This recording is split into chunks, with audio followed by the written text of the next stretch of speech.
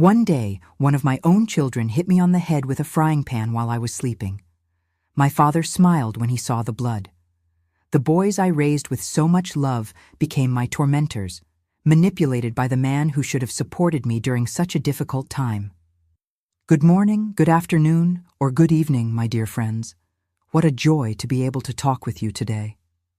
I'm Christina Oliveira Matthews, 73 years young, born in the small town of Millville, Nebraska, but today I live here in Riverdale, Montana, right near the Canadian border. A town full of stories, where the waters of the Missouri River flow gently, witnessing so many lives that have passed through here. Today, my life is quite different from the one I lived for many years. I wake up early with the birds singing, prepare my coffee the traditional way, and sit on the porch to watch the sunrise. I have a small garden in the back where I grow my herbs and spices, basil, rosemary, cilantro, and even a pepper plant that I'm especially proud of. They say I have a green thumb. During the day, I help with the family business. It's nothing too big, but it gives us a dignified and peaceful life. My husband Garrett, as good a man as they come in this world, always says I'm the heart of the business. Without you, Christina, none of this would work, he says, and that warms my soul. Working alongside him has been a blessing in this phase of my life. In my spare time, I love cooking for the family. I learned from my mother since I was little, and today it's my way of showing love. On Sundays, my house fills with joy when my 2 daughters visit with their husbands and my 5 grandchildren. I always prepare a hearty pot roast, a recipe passed down through generations, or sometimes fried chicken with all the fixings, a tradition in our region. The little ones love when I make apple pie with walnuts. They end up fighting over the pieces. The smell of food on the stove, the laughter of children running through the yard, the tight hugs from my daughters. These are the moments that make me grateful every day for being alive, for having made it this far, despite everything. On Saturday afternoons, when business is slower, I like to sit in the town square of Riverdale, watch the people, chat with acquaintances passing by. This town welcomed me when I needed it most, and today I feel as if I've always lived here. I know every corner, every store, every story. The shopkeepers call me by name. The neighborhood children call me Grandma Chris. It feels good to have this sense of belonging after so many years. And you, my dear viewers watching now, tell me in the comments, what town are you watching from? And what time of day did you find this video? Early morning with coffee, after lunch, or already in the evening? I always read all the comments, and I'm so happy to know where you're from and when you take time out of your day to listen to this grandma's stories. Let me know, okay? Let's create a chain of affection. You know, my life wasn't always this peaceful. There was a time when I thought I wouldn't see the sunrise again, when I didn't have the strength to go on, a time when the people I loved most in the world turned against me in a way that still hurts to remember. But as my grandmother Gertrude always said, after the strongest storm comes fair weather. And so it was in my life. Sometimes I find myself looking at old photographs, yellowed by time, and I barely recognize that girl with braids and a flowery dress, running through the fields of Millville with no idea what life had in store. A girl who grew up in a family where respect was the foundation of everything, but who one day saw that same respect shattered by the hands of those she brought into the world. But for you to understand how I got here, I need to go back in time, to that girl with braids, to that family that taught me values that I carry to this day, even after so many trials. I was born in Millville, Nebraska in 1952, at a time when our town was little more than a handful of houses along the Platte River. My father, Leopold Oliveira, worked for the Bureau of Indian Affairs, even before it became part of the Department of the Interior. A tall man with a thick mustache and calloused hands, but a heart as soft as cotton. My mother, Clementine Matthews, was a teacher in the only small school in the area, a woman small in stature, but giant in determination and love. Our house was simple, but full of life. Wooden walls, high ceilings to help with the heat, and a porch that wrapped around the front where we hung hammocks on hot Sunday afternoons. In the backyard, we had an apple tree that gave enormous fruits and a cherry tree that my mother used to make juice. There were chickens roaming freely and a mutt named Windstorm, who got that name because he appeared on a day of heavy storms. We were 3 siblings, me, the oldest, August, 2 years younger than me, and Dora, the youngest, who arrived when I was already 8 years old. Our routine began early, with the roosters crowing. Dad would leave before sunrise, often spending weeks working on Indian reservations. Mom would wake us up, prepare oatmeal, and get us ready for school. The school was about a 20-minute walk away. We went on foot, I always holding hands with August, who was a distracted boy and was always tripping over stones along the way. Mom went ahead, carrying teaching materials, and often carried Dora in her arms when she was a baby. At school, Mom transformed into Teacher Clementine, respected by all. She taught everything: English, math, science, in a room where children of different ages studied together. In our free time, we played a lot. In Nebraska at that time, the games were simple but full of joy. Hopscotch, ring around the rosy by the river, catching fireflies on moonless nights. My father made us wooden slingshots and taught us to shoot at empty cans, never at birds. "Nature is our mother," he would say, "and you don't hurt your mother." My best friends were Tony, the store owner's son, and Nancy, who lived 2 houses down from ours. We spent hours playing hide-and-seek among the trees or building straw houses in the yard. Sometimes we would secretly pick green apples from Mr. Turner's yard and eat them with salt and pepper, a delicacy that would make your whole mouth pucker. What marked me most in my childhood was the respect that reigned in our house. Dad and Mom treated each other as equals, something rare at that time. I remember hearing my father tell visitors, "In my house, respect is in charge, not the man or the woman." He consulted Mom on all important decisions, and she did the same with him. I never saw my father raise his voice to Mom, much less his hand. When he disagreed with something, he would call her to talk away from our curious ears, and when they returned, everything was resolved, whatever the issue. Similarly, Mom never humiliated Dad in front of anyone, even when he made a mistake. "Respect is the foundation of everything, Christina," she would tell me. Without respect, a family is like a house without a foundation. It falls at the first strong wind. They raised us, all 3 children, with the same principle. August, being a boy, had no special privileges. He washed his own clothes from the age of 10, helped in the kitchen just like me, and learned to cook basic dishes. "A man who doesn't know how to take care of himself isn't a complete man," Dad would say. And we girls learned to fix things, to use tools, to defend ourselves. "Weak women only exist in the minds of weak men," was what Mom used to repeat. The festivals in Millville were magical moments of my childhood. The 4th of July was the most important, with parades, colorful flags, and lots of traditional food. We made corn on the cob, cornbread, apple pie. The older ladies prepared hot apple cider served in mugs that warmed your hands. There was also the Harvest Festival, with bonfires, square dancing, and pie-eating contests. I loved to dress up in my gingham dress with ribbons in my braids. Our life was simple, but rich in affection and values. We didn't have much money. My father's government salary barely covered basic expenses, and my mother's teacher salary supplemented so we wouldn't go without necessities. But I never felt lacking in anything important. We had food on the table, clean clothes, and most importantly, lots of love and respect. It was in this environment that I formed my personality and my values. I grew up believing that men and women deserve the same respect, that violence is never the solution, and that family is where we find strength to face the world. Little did I know that these teachings would be so important later in my life when I faced the most difficult storms. As I grew up, I began to dream about the future. I wanted to be a teacher like my mother. I wanted to have a big family with many children running around the house.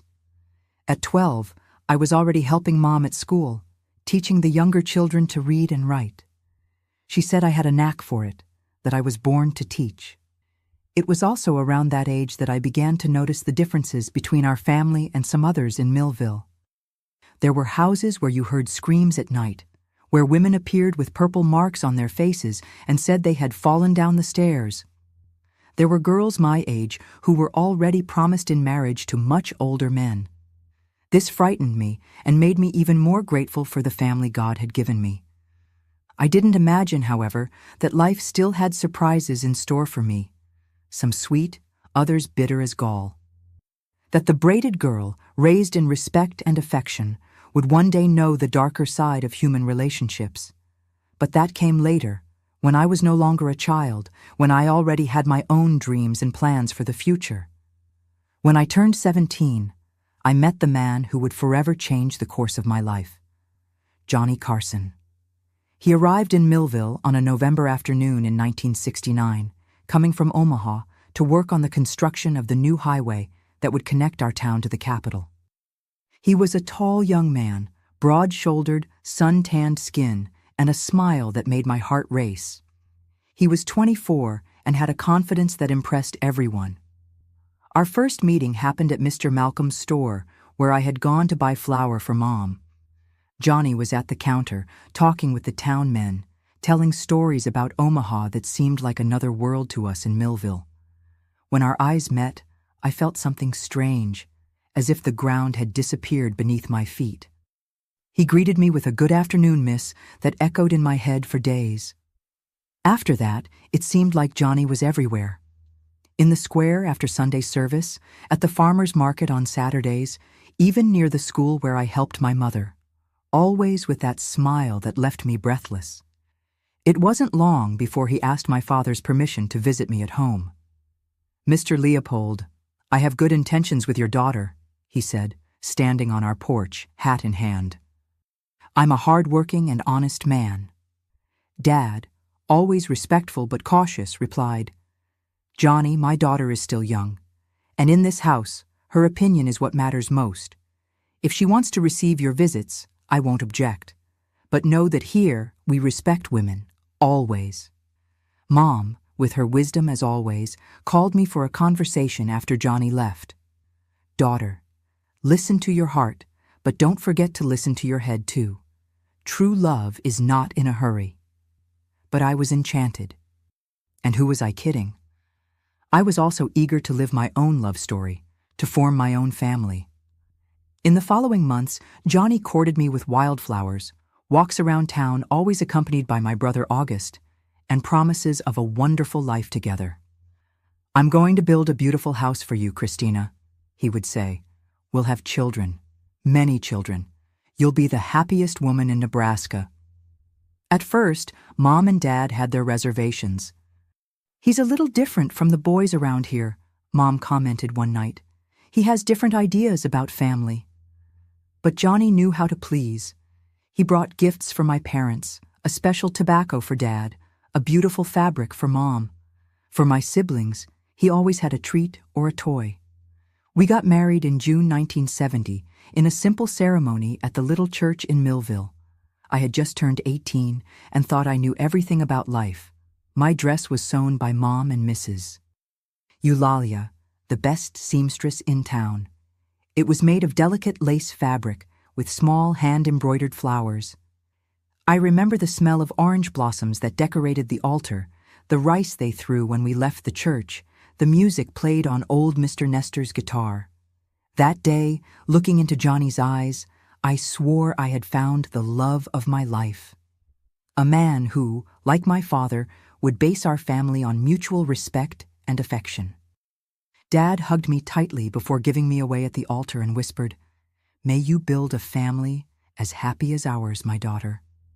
Soon after the wedding, Johnny took me to live in Lexington, where he had gotten a better job on the construction of Interstate 80. Our first house was small, made of wood, very similar to my parents' house, only newer. There, we began our life together. In the first few months, everything seemed like a dream. Johnny was attentive, affectionate, always bringing a little flower when he returned from work. It was in Lexington that we had our first child, Benjamin, who was born in 1971. When I held that little baby in my arms for the first time, a wave of love invaded me so strongly that I could barely breathe. Johnny was so proud that he distributed cigars to all his work colleagues. "My son, my first son," he announced to anyone who would listen. Soon after came Ivy, our first daughter, born in 1973. And then the others, almost one after another: Arnold in 1974, Ezekiel in 1976, the twins Ray and Ryan in 1978, Tim in 1980, Beatrice, our second daughter, in 1982, and finally the youngest, Jake and Mark, in 1984 and 1986. 10 children altogether, 8 boys and 2 girls, exactly as Johnny always wanted. "A big family is a strong family," he would say, as our house overflowed with children. I confess that it wasn't always easy. I breastfed each one of them, changed cloth diapers washed by hand, spent sleepless nights with fevers and coughs. Johnny worked hard, I can't deny that. He left the house before sunrise and returned when it was already dark. Money was never abundant, but there was never a lack of food on the table or a roof over our heads. Over the years, however, something began to change. It wasn't sudden, it was gradual, so slow that I hardly noticed. They were small things at first. Johnny complaining about the food, criticizing the way I arranged the house, questioning why I talked so much with the neighbor. Nothing serious, nothing that would make me think something was wrong. But then came the first outbursts of anger. The first time he broke a plate because the food wasn't the way he wanted it. The first time he yelled at the boys for making noise when he wanted to rest. The first time he hit the table hard because I disagreed with something he said. "This is nothing compared to what happens in other homes," I would tell myself. "He works so hard, he's tired." Still, I tried to keep my parents' teachings alive. I tried to talk, to resolve things with respect. "Johnny," I would say, "remember what we agreed on? That we would be a family like the one I had, based on respect?" He would respond, "But respect begins with the wife obeying the husband, Christina. Your mother raised you wrong, with ideas that a woman can speak as an equal." That's when I realized that our concepts of respect were very different. For Johnny, respect meant submission. For me, it meant equality, as my parents had taught me. As the years passed and the children grew, Johnny became harder, more authoritarian. Everything was cause for argument. If I talked to any male neighbor, even if it was old Mr. Romney who was 70 years old, he would become furious, accusing me of things I dare not repeat. If I wanted to visit my parents in Millville, it was a certain fight. "Your place is here, taking care of the house and my children," he would say. And over time, this phrase became more frequent. My children, not our children. Gradually, I closed myself off, shrinking, trying to occupy as little space as possible in that house. I was no longer the confident Christina, full of dreams. I was a shadow, always attentive to Johnny's mood, always trying to anticipate what might irritate him. The boys grew up seeing this example at home. They saw how their father treated their mother and thought that was how a man should act. The girls, Ivy and Beatrice, looked at me with a mixture of pity and fear, perhaps wondering if that would also be their fate. In 1990, when our youngest, Mark, was only 4 years old, the tragedy occurred that would change everything. Johnny was working on the construction of a bridge when a steel cable broke, hitting him with force. He did not survive his injuries and died on the spot. When I received the news, I was in shock. I couldn't cry. I couldn't speak. Part of me felt immense pain. After all, he was the father of my children, the man with whom I had shared 20 years of my life. But another part, which I barely dared to acknowledge, felt something like relief. And this feeling made me feel guilty, made me think I was a terrible person. The children reacted each in their own way. The older ones, who already understood more, were devastated. Benjamin, the firstborn, then 19 years old, swore he would take care of the family in his father's place. The little ones, especially Mark, barely understood what had happened. What I didn't imagine was that another tragedy was about to come. 2 weeks after Johnny's funeral, I received a telegram from Millville. My mother, my dear mother Clementine, had died of a sudden heart attack. They say she was preparing dinner when she simply fell, and there was no time to help her. It was as if the ground had disappeared beneath my feet. My mother, my safe harbor, my counselor, had departed without me being able to say goodbye. When I went to the funeral, I found my father devastated, unrecognizable.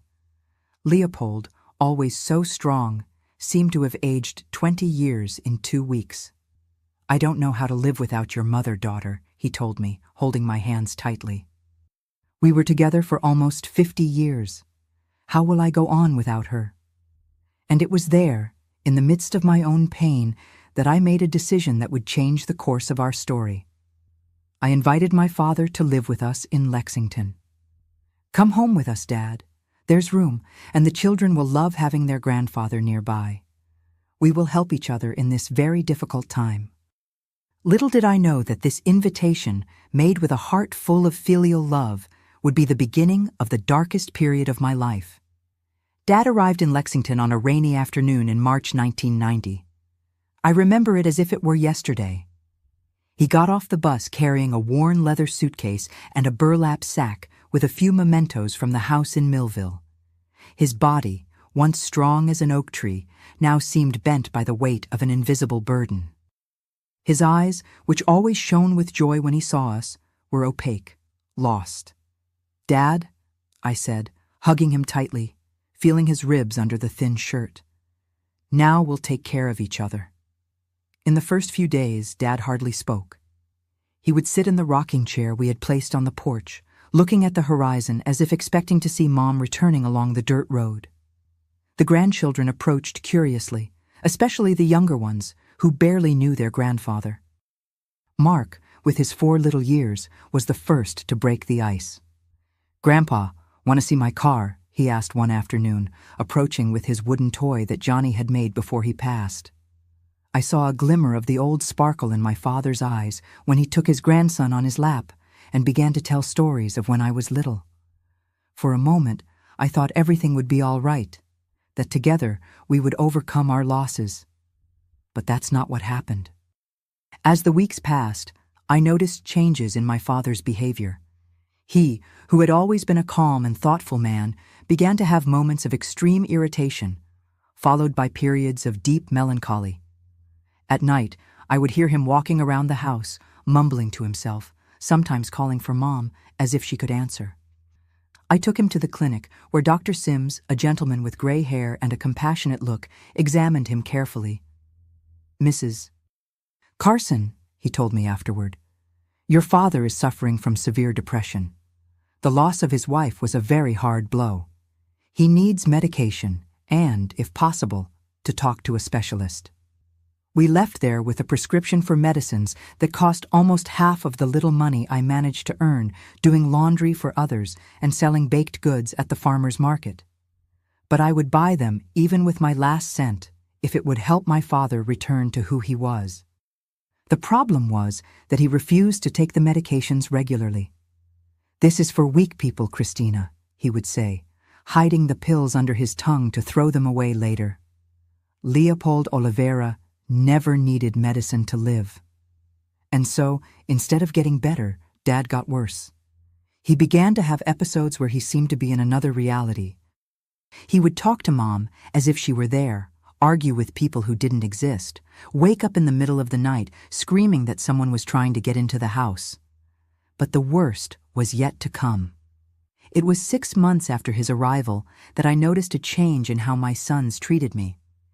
Benjamin, who had always been so loving, began to respond to me curtly, to question my decisions, to look at me with something like contempt. The other older boys followed his example. Only Ivy and Beatrice, my daughters, and the little ones, Jake and Mark, seemed the same. One afternoon, I entered the kitchen and heard voices coming from the backyard. It was Dad, sitting under the apple tree, with my sons around him, like disciples listening to a master. I approached slowly, without them noticing my presence. "You need to know the truth about your mother," he was saying, in a voice I didn't recognize, harsh and laden with bitterness. "She mistreated your father, you know. Every night when he came home tired from work, she tormented him, complaining, demanding, even making him feel ashamed in front of his friends." I was paralyzed, unable to believe what I was hearing. That was a complete lie. Johnny was the one who used to humiliate me, criticize me, diminish me. But there was my father, the man who taught me about respect, making up terrible stories about me to my own children. "Your father didn't die by accident," he continued with glazed eyes. "It was the distress, the suffering your mother caused that left him distracted that day. He couldn't take living like that anymore." My heart broke into 1,000 pieces. It was as if each word was a sharp knife piercing my chest. I wanted to scream, to deny it, but something told me that confronting Dad in that state would only make things worse. That night, I called Benjamin to talk, trying to understand what was happening. "Son, why are you treating me differently? What did I do?" He looked at me coldly, his eyes so similar to Johnny's, and replied, "You know very well what you did. Grandpa told us everything, how you made Dad suffer, how you complained about everything, how you made him tired of life." "Benjamin, that's not true. Your grandfather is not well. He's confusing things." "You still have the nerve to speak ill of Grandpa? He's a good man who just wants to protect us, teach us to be real men, not weak like Dad ended up becoming because of you." Things only got worse after that. My sons, one by one, turned against me, repeating the lies my father told. Only my daughters remained by my side, confused and frightened by what was happening in the family. Beatrice, who was only 8 years old, asked me one night, while I was braiding her hair before bed, "Mom, why are the boys so angry with you? Why does Grandpa say those ugly things?" With tears in my eyes, I tried to explain in the best possible way. "Grandpa is sick, honey. Not the kind of sickness that hurts your body, but the kind that hurts your head and heart. He misses Grandma so much that it's making him think and say things that aren't true." But how do you explain this to children? How do you make my children understand that their grandfather, a figure of authority and wisdom, was lying about me? The situation reached an unbearable point when one afternoon I returned from the market and found the house in a strange silence. Upon entering the kitchen, I saw my father sitting at the table with an expression I will never forget, a mix of satisfaction and madness. "I taught the boys to correct you today," he said, with a terrifying calmness, "as I should have corrected your mother when she started having wrong ideas about a woman's place." Before I could process what that meant, I felt a sharp pain in my back. When I turned around, I saw Arnold, my third child, then 16 years old, with his hand still raised after hitting me hard. "This is for you to learn to respect the men of the house," he said, repeating words that were clearly not his, but my father's. That night I cried silently until I fell asleep, not for the physical pain, which was plenty, but for the pain of seeing my own children, whom I raised with so much love, turn against me under the influence of the man who was once my example of kindness and respect. The following months were a nightmare. The abuses became almost daily. Sometimes it was a push in the kitchen, sometimes an insult during dinner. My older children treated me like a servant, demanding that I serve them first, that I wash their clothes a certain way, that I not talk to any man on the street. Ivy, then 17 years old, tried to defend me, but that only made the situation worse. "You'll end up like your mother if you're not careful," my father threatened, giving her a look that made her retreat in fear. One night, I woke up to a strange noise. When I opened my eyes, I saw a shadow approaching my bed. It was Ezekiel, my fourth child, then 14 years old. In his hands, he held, my God, it still hurts to remember, an iron skillet. "Grandpa said you don't deserve to rest when there's so much to do in the house," he said, raising the object. By pure reflex, I rolled to the side at the exact moment the skillet hit the pillow where my head had been a second before. The blow was so strong that it broke one of the boards of the bed. That night, locked in the bathroom, trembling with fear and pain, I made a decision. I needed to get out of that house, out of that situation. Not just for me, but for my daughters, who were beginning to show signs of constant fear, and for the younger ones, who could still be saved from that terrible influence. But how? Where to go? With 10 children, no money, no support, and more. How to abandon my children, even those who mistreated me. How to leave behind the children whom, despite everything, I loved more than life itself. That's when I began to formulate a plan. A desperate, risky plan, but what seemed to be my only chance for survival. I couldn't continue living like that, watching my family destroy itself, feeling my body and soul break a little more each day. The idea came on a sleepless night as I listened to my father mumble in the next room, talking to my dead mother. A plan to free us, me and my children, who were not yet completely under his influence. A plan that would change our lives forever. It was a Tuesday in April 1991 that marked the moment when everything changed. It had been raining since dawn, a fine and persistent rain, typical of late spring in Nebraska. I was in the kitchen, preparing lunch as every day. My hands were cutting the potatoes automatically while my mind wandered, looking for a way out of that nightmare that my life had become. Beatrice came running in, her little eyes wide with fear. "Mom, Grandpa is cutting his arm again." I dropped the knife and ran to his room. Dad was sitting on the edge of the bed, a razor blade in his right hand, trickles of blood running down his left arm. His eyes, when they saw me, didn't recognize me. They were lost somewhere far away. "Leopold, you promised you wouldn't do this again." My voice came out trembling as I took a clean towel to stop the blood. "She wants me to go with her. Clementine is calling me," he mumbled, confusing me with my deceased mother. "Don't you understand? She said I need my blood to find the way." I managed to calm him down, cleaned the cuts that, fortunately, were not deep, and left him sleeping. When I returned to the kitchen, I found Benjamin and Arnold standing at the door, watching me with an expression that chilled my soul. "It's your fault," said Benjamin, his face contorted with anger. "Grandpa is like this because of you. If you hadn't brought him here, if you had left him in peace in Millville." "Son, your grandfather is sick. He needs medical help, medications that he refuses to take," I tried to explain once again. "What he needs is respect," shouted Arnold, hitting the table hard, making the plates jump. "And you don't give him that. You go around washing clothes for strange men, selling food at the market, talking to everyone, embarrassing the family." This was absurd. I worked from sunup to sundown to support that house, to feed 10 children and a sick father. The clothes I washed were for respectable families in town, and the food I sold at the market was what ensured we had something to eat. "Benjamin Arnold," I said, trying to stay calm, "you need to understand that your grandfather is not well in the head. He's confusing things, making up stories. This is not how he treated me before, not how he treated my mother." I couldn't finish the sentence. Benjamin advanced toward me, his face red with fury. "Never speak about Grandpa like that again. He's the only one who told us the truth, who showed us how a woman should be treated." At that moment, the twins Ray and Ryan entered the kitchen, followed by Ezekiel and Tim.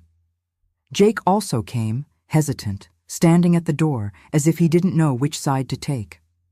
Only little Mark was absent, probably playing in the yard, oblivious to the tension that filled the house. What happened next will forever be marked in my memory as the most painful moment of my life.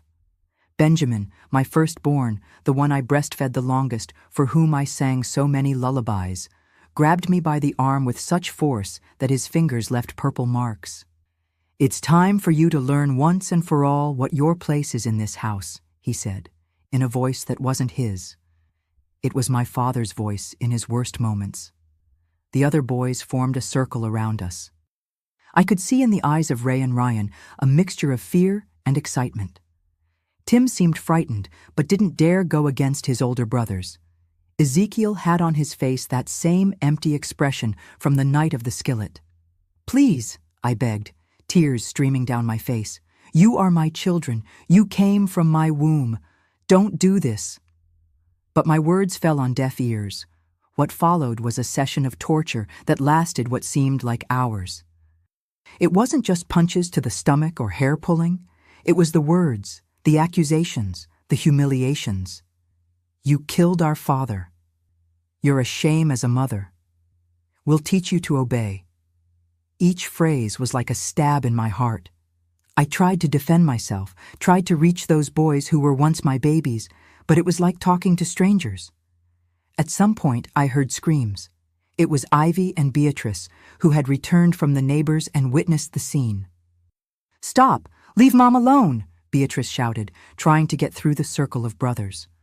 Ivy, more determined, managed to infiltrate and placed herself in front of me, trying to protect me with her thin teenage body. "Get out of the way," ordered Benjamin. "This is not your business." "She's our mother," Ivy screamed, with a courage I didn't know she had. "And you're as crazy as Grandpa if you believe his lies." It was then that I heard my father's voice. He was standing at the kitchen door, leaning on his cane, a strange smile on his lips. "Very good, boys. That's how you put order in the house. Your mother needs to learn, as your grandmother should have learned." At that moment, something inside me completely broke. It wasn't just my children who had been turned against me. It was my own father, the man who taught me about respect and dignity, now unrecognizable through illness and pain.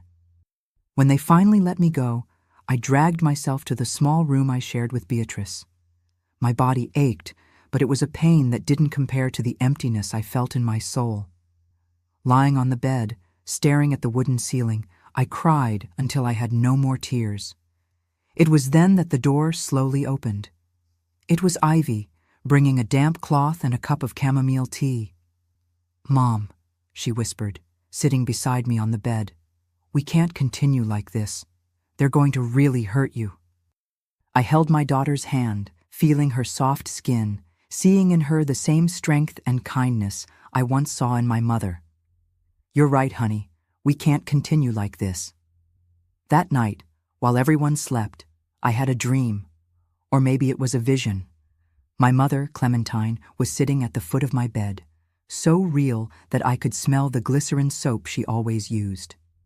"Daughter," she said, with that voice that was like a balm to my wounded soul, "it's time for you to remember who you are." Leopold and Clementine's daughter doesn't let herself be defeated. The girl I raised knows that sometimes you have to fight to protect those you love. When I woke up, it was still dawn. The dream with my mother had left me with a certainty. I needed to act, and it had to be now. Not for revenge, but for survival, mine and my daughter's. And also for my younger sons, who could still be saved from that toxic influence. Silently, I got up and went to the small dresser where I kept my few things. At the bottom of the drawer, under an old shawl that had been my mother's, was a small wooden box. Inside it, some savings I had managed to hide over the months, money from extra sales at the market, from an embroidery or two I did on the side. It wasn't much, but maybe it would be enough for a fresh start. I returned to bed and lay looking at Beatrice's sleeping face, so innocent, so confident that Mom would solve everything. Beside her, on a mattress on the floor, slept Ivy, who had already seen too much for her 17 years. It was there, in that moment between night and dawn, that I began to outline my plan. A risky, desperate plan, but what seemed to be our only chance. I remembered Eli, an old colleague of Johnny's who had served in the army before coming to work on the roads. He had always been respectful, had always treated me like a real lady, even after Johnny died. He had a reputation for being tough, for knowing dangerous people in the region. Maybe he could help me. And then I thought about the lunch I prepared every day, the only meal when the whole family gathered. If I could somehow— No, I wouldn't hurt my children, never. but maybe I could make them sleep, just long enough for me to escape with Ivy and Beatrice. The sun was beginning to rise when my plan finally took complete shape. It wouldn't be easy. It would be risky, and I would have to abandon 6 of my children. This idea tore me apart, but what alternative did I have? Stay and watch my boys transform into monsters under my father's influence? See my girls suffer the same fate as me? I dried my tears, took a deep breath, and made my decision. It was time for Christina Oliveira Matthews to remember the girl who was raised to be strong, to be respected, to never bow to injustice, not even when it came from her own family. The next morning, I got up before everyone else, as I always did. My body still aching, but my mind clearer than it had been in months. I had a plan, imperfect and risky, but it was the only hope for me and my daughters. First, I needed to talk to Eli without raising suspicions. Luckily, it was market day in Lexington. I woke Ivy when the sky was still dark. "Honey," I whispered, "I need you to help me today. We're going to take more cakes to sell at the market." Her eyes, so similar to mine, looked at me with understanding beyond her years. She knew something was different, but didn't ask questions. She just nodded and began to get dressed silently. In the kitchen, we prepared everything as usual. By the time the others began to wake up, we had already baked potato cakes and packaged them to sell. The sweet smell filled the house, disguising the tension I felt. "I'm taking Ivy and Beatrice with me today," I announced casually during breakfast. "I need help carrying things." Benjamin gave me a suspicious look. "Why both? Just take Ivy. She's already big." I took a deep breath, controlling the tremor in my voice. "Beatrice wants to learn how to make change. She's old enough now." My father, who was eating silently at the head of the table, raised his eyes. For a fleeting moment, I saw in them a glimmer of the old Leopold, lucid, attentive. "Let the girls go," he said, surprising everyone. "It's good for them to learn to work from an early age." I didn't question that moment of lucidity. I just silently thanked and finished packing our things. At the market, we set up our small stand as we always did. The potato cakes, wrapped in wax paper, soon began to attract customers. While Ivy took care of the sales, I asked Beatrice to keep an eye on the stand. "Mom needs to talk to a friend, sweetie. I'll be right back." I walked among the stalls, greeting acquaintances, until I spotted Eli at the hardware stand. Even after so many years away from the army, he maintained an erect posture, a vigilant look. When he saw me, his face, hardened by years of sun, softened into a respectful smile. "Mrs. Carson, good to see you. How are things?" I looked around, making sure no one was watching us, and replied in a low voice, "Eli, I need your help. It's urgent and delicate."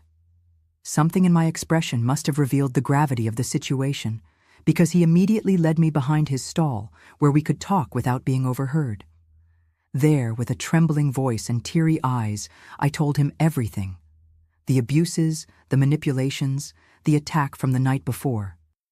I showed him the bruises on my arms, the purple mark on the side of my face that I had tried to hide with a scarf. I talked about my plan to flee with my daughters, the pain of leaving my other children, the fear of being pursued. Eli listened to everything in silence, his face hardening with each detail. When I finished, he placed his hand on my shoulder, a respectful gesture of solidarity. "Mrs. Carson, I knew your husband. Johnny was a good man at heart, despite his flaws. He trusted me in difficult times, and now it's my turn to honor that friendship." He then explained to me that he knew people in the region, ex-military like him, men who solved problems without asking too many questions. They weren't criminals, he assured me, just tough men who understood that sometimes justice needed a little help. "How much do you need to start over?" he asked. I showed him the savings I had brought with me, hidden in an inner pocket of my dress. It wasn't much, but he nodded, thoughtful. "It will be enough for the beginning. I can add a little more. I have a cousin in Riverdale, Montana, near the Canadian border. He can arrange a place for you and the girls to stay until you get established. Riverdale, Montana. The name sounded like music to my ears. Far enough to start over, close enough not to feel completely lost in strange lands. When? I asked, feeling my heart race with the real possibility of escape. Tomorrow, he replied, determined. There's a merchandise truck leaving for there at dawn. The driver is trustworthy. He'll take you without asking questions. I then explained to him the other part of my plan, the riskiest. The sleeping pills I intended to put in the lunch. I don't want to hurt anyone, I clarified. I just need time to get our things and leave without confrontation. Eli frowned, concerned. It's dangerous, Mrs. Carson. Wrong dosage can cause problems. I have experience with medicines.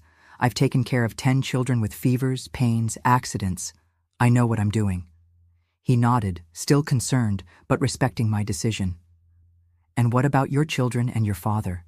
When they realize you fled? That's when I hesitated. I didn't want my children to suffer, even those who had turned against me. They were my children, after all. I need someone to scare them enough not to come after us, I said, the words coming out with difficulty. I don't want them to be hurt, just to understand that it's better to leave us in peace. Eli thought for a moment, then nodded affirmatively. I know some guys who can look pretty scary when they want to. They'll pay a visit to your father and the older boys after they learn about the escape. Just a persuasive conversation. I returned to the stand with a lighter heart, despite the weight of the decision I had made. Ivy noticed the change in me, but waited until we were alone to ask, Mom, what's going on? I looked into the eyes of my oldest daughter, now a young woman on the verge of adulthood, and decided she deserved to know the truth. Tomorrow we're leaving home, honey. Just you, me, and Beatrice. We're going to Riverdale, Montana to start a new life. Her eyes widened, a mixture of fear and hope. And the boys? And Grandpa? They stay, I replied, the pain evident in my voice. Maybe one day they'll understand. Maybe one day we can meet again. But now we need to save ourselves. We returned home as if nothing had happened. On the way, I stopped at the pharmacy and bought a bottle of mild sleeping pills, the kind that Dr. Sims sometimes prescribed for people with insomnia. The pharmacist, Mr. Douglas, an elderly gentleman who had known me for years, didn't ask questions. He just looked at me with a silent understanding that made me suspect he knew more about my situation than he let on. At home, I began preparations for lunch as I always did. It was beef stew day, the boys' and my father's favorite dish. While the meat and vegetables were cooking, I discreetly separated some of our clothes, important documents, and the few mementos I couldn't leave behind. My mother's wedding ring, some old photographs, the first shoe of each child. I kept everything in a bundle that I hid at the back of the closet where no one looked. When lunch was almost ready, with all the men of the house gathered in the living room waiting to be called to the table, I carefully diluted the sleeping pills in the apple juice I always served with meals. I calculated the dose precisely, enough to induce a deep sleep for a few hours, but not enough to cause any harm. Ivy, I called softly when she entered the kitchen. Don't drink the juice today. Neither you nor Beatrice. Tell her to ask for water. My daughter immediately understood and nodded, her eyes revealing a mixture of fear and determination. Lunch proceeded normally.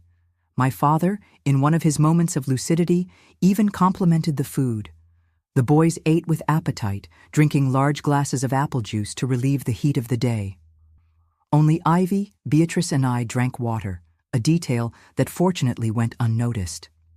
About half an hour after the meal, the effects began to appear. First it was Mark, the youngest, who yawned and said he wanted to take a nap. Then Jake, who could barely keep his eyes open. One by one they retired, overcome by a sudden and irresistible tiredness. My father was the last to yield. He fought against sleep for longer, as if some part of him suspected what was happening. But finally, sitting in his rocking chair on the porch, he also closed his eyes and his breathing became heavy and rhythmic. When I was sure everyone was sleeping deeply, I signaled to Ivy. Quickly, we took the hidden bundle and a few provisions for the journey. Beatrice, who didn't know exactly what was happening, just followed our instructions in silence, her big, frightened eyes moving from me to her sister. Before leaving, I stopped at the door of the room where my children were sleeping. My heart tight with pain and guilt, I looked for the last time at those faces that I loved so much, even after everything. I silently asked God to protect them, to one day help them understand. I left a simple note on the kitchen table. "Forgive me for leaving this way. It's the only way. Don't try to find us." The afternoon sun was already beginning to lower when we left through the back of the house, following a little used path that led to the other side of town, where Eli had promised to meet us. We walked quickly, Beatrice between us two, too small to fully understand what was happening, but feeling the urgency of the moment. When we arrived at the arranged spot, Eli was already waiting for us in an old Jeep. Beside him were two rough-looking men who avoided looking directly at us, the scary guys he had mentioned. "Everything is ready," he said, helping us into the vehicle. "You'll spend the night at my sister's house on the outskirts of town. In the morning, the truck leaves for Riverdale." As the Jeep moved away from the only life we knew, I looked back one last time. The setting sun cast a reddish glow over the houses of Lexington, like a fiery farewell to a chapter that was closing. "And what about the boys and my father?" I asked, my voice choked with the contradictory emotion of relief and loss. Eli kept his eyes on the road, his hands firm on the wheel. "My friends here are going to have a talk with them tomorrow. They'll make it very clear that if they try to look for you, the consequences will be unpleasant. Your father and your older sons aren't truly brave, Mrs. Carson. They're just bullies who take advantage of the weak. When confronted by real men, they'll back down." I nodded, feeling a mix of gratitude and sadness. I never imagined my life would come to this point, that one day I would be fleeing from my own family, depending on intimidation to ensure my safety. But as I hugged Beatrice, who had finally yielded to fatigue and was sleeping in my lap, and held Ivy's hand, who looked ahead with determination, I knew I had made the right choice. It wasn't just for me, but for them. So they would never know the kind of life I had been forced to endure, so they would grow up strong and respected, as my mother had wanted for me. That night, housed in the simple but welcoming home of Eli's sister, looking at the Montana stars through the window, I allowed myself to cry for the last time for the children I was leaving behind. Then, I dried my tears and promised myself that, from that moment on, I would only look forward. It was the end of one story, but also the beginning of another. A story in which Christina Oliveira Matthews would once again be the strong woman her mother raised, the woman her children and sick father had tried to destroy, but who had found the strength to rise again and start over. We arrived in Riverdale, Montana on a sunny April morning in 1991. The truck journey had been long and tiring, but when I saw the Missouri River shining in the sun, I knew we had made the right choice. It was as if those waters, which flowed freely near the Canadian border, invited me to also move forward, without looking back. The first months weren't easy. We rented a small room at the back of a boarding house where we fit tightly, me, Ivy, and Beatrice. The money I brought, added to what Eli had generously given us, was enough for only a few months. We needed to work, and fast. Ivy, with her recently turned 18 years, got a job at a fabric store downtown. I started as I always did, doing what I knew, cooking. I sold cakes and savory snacks at the bus station, taking advantage of the movement of travelers coming and going. Beatrice, still small, attended the public school, where she soon stood out for her vivacious intelligence. It was on one of those mornings at the bus station that I met Garrett. He arrived from Helena on an old bus, carrying a worn leather suitcase and a guitar on his back. Tall, with already graying hair despite his 50 years, he had kind eyes that seemed to see beyond appearances. He stopped at my stand, bought a potato cake, and stayed to chat. He told me he was a retired music teacher, that he had come to Riverdale to visit a nephew, and ended up enchanted by the town. He spoke with a gentleness that I hadn't found in a man for a long time. In the following days, he returned. He always bought something, always talked a little more.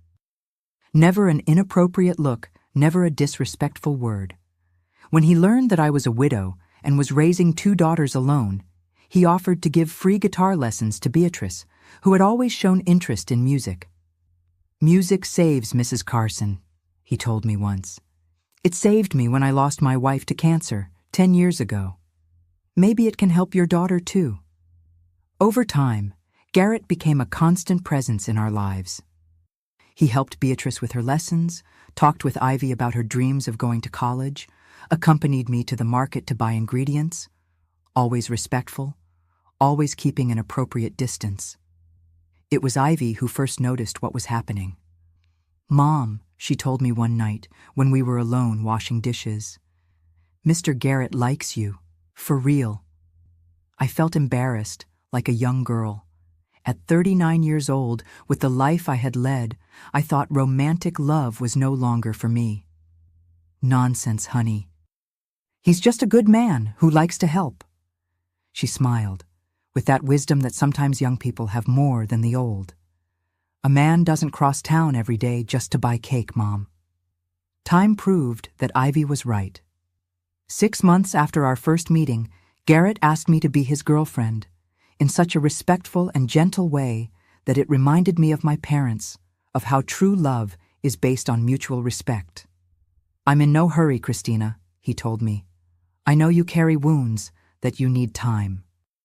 We can go slowly, at your pace." And so we did.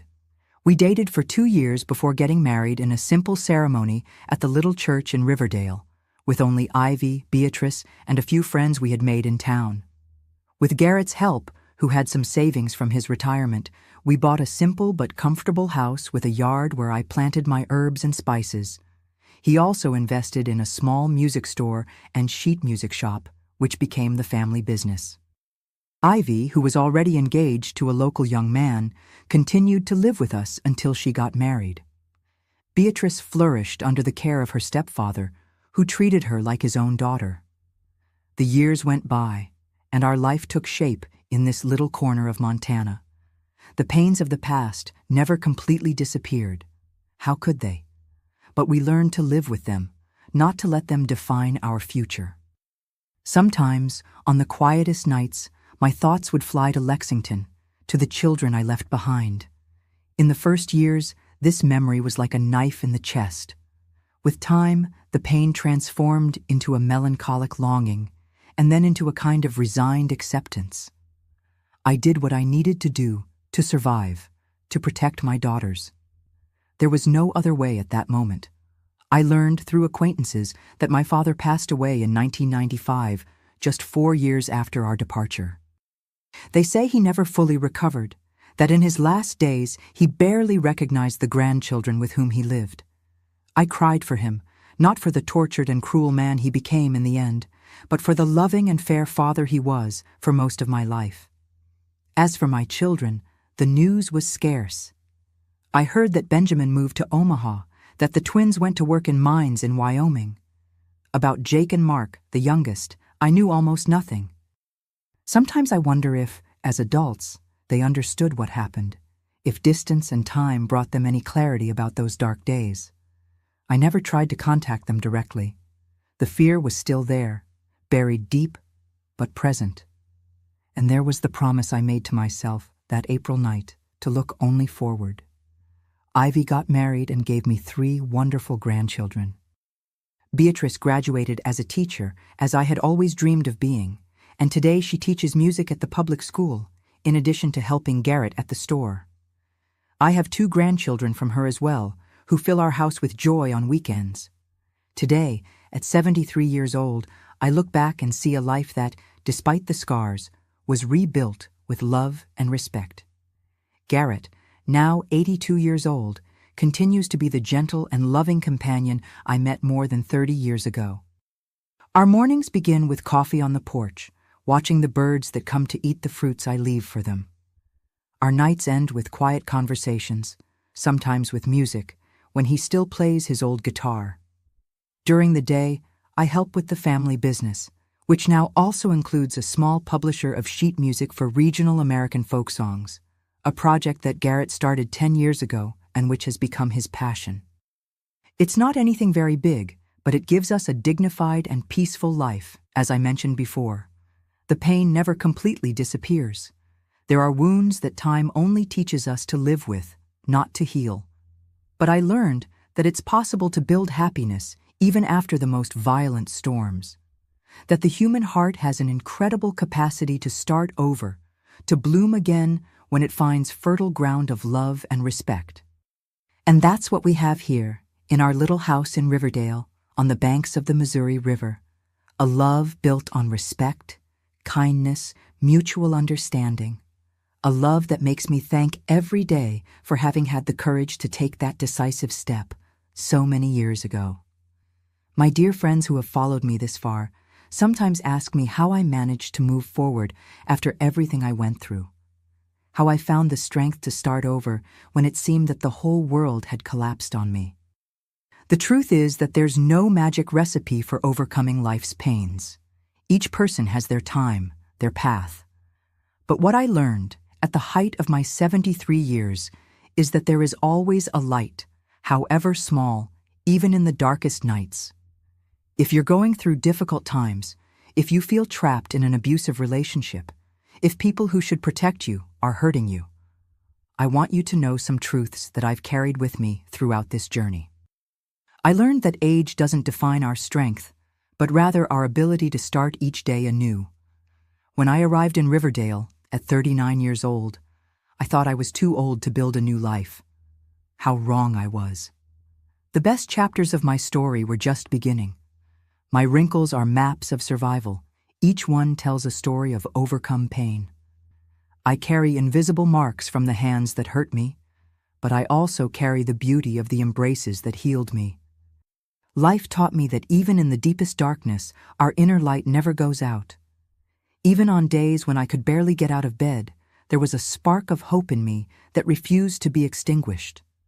I never allowed my dignity to be stolen, even when they tried to take everything from me. This was perhaps the most important lesson I learned from my parents, that self-respect is a treasure that no one can take from us unless we allow it. I discovered that we are stronger than we imagine, especially when we think we can't take it anymore. At the moment I decided to flee with my daughters, I was at my most fragile, most broken point. It was precisely in that fragility that I found my greatest strength. Time doesn't heal all wounds, but it teaches us to live with them and still smile. I never stopped missing the children I left behind, never stopped wondering how it would be if things had been different. But I learned to live with these unanswered questions, to find joy despite them. If you're suffering, if you feel there's no way out, listen to this old lady who has seen a lot in this life. Ask for help. Don't be ashamed, don't hide. Somewhere, there's an Eli, a Garrett, people who will extend a hand when you need it most, and if you don't find them right away, keep looking, because they exist. In any country, in any culture, there are people and organizations ready to help those who suffer domestic violence, psychological abuse, manipulation. Seek information about protection in your area. Talk to trusted people. Take the first step, even if you're afraid. My experience taught me that our story doesn't end in the painful chapters. Life has many blank pages, waiting to be written with more colorful inks, with kinder words. I learned that surviving is a form of resistance, and living well is the best revenge. Each of my smiles today is a victory over those who tried to destroy me. My dear friends, if this story touched your heart, please hit the subscribe button right now and turn on the bell. This isn't just an old lady asking for followers. It's a request from someone who knows that the more people hear these stories, the more lives can be saved from the cycle of violence and abuse. Share this video immediately with anyone you think needs to hear this message. Maybe, at this very moment, someone you know is suffering in silence, needing this little push to seek help. Your share could be the ray of hope someone is waiting for. And leave in the comments the word restart. I want to know who watched until the end and understood the most important message, that it's always possible to rebuild life no matter how old you are, no matter how deep your wounds are. Do this now. Don't wait even one more minute, because life is too precious to be lived in fear,